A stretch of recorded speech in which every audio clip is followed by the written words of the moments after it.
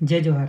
जितने भाई बहन है ना जो ये घंटा सुन के जाग गए, सैल्यूट है आप लोग को। और जो अभी भी अंधभक्ति कर रहे हैं ना भाई, तुम लोग बहुत गंदा पछताने वाला, बहुत गंदा। इंदौर जो इंडिया का सबसे क्लीनेस्ट सिटी माना जाता है, वहाँ 14 लोग अपना जान दे दिए। क्यों? पीने का पानी पीने की वजह से।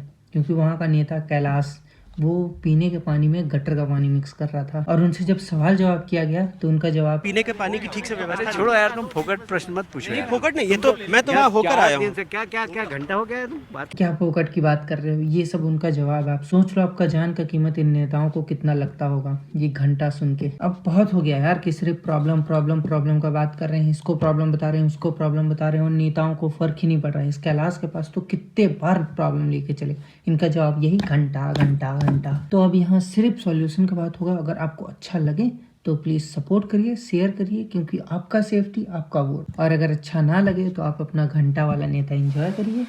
जय हिंद।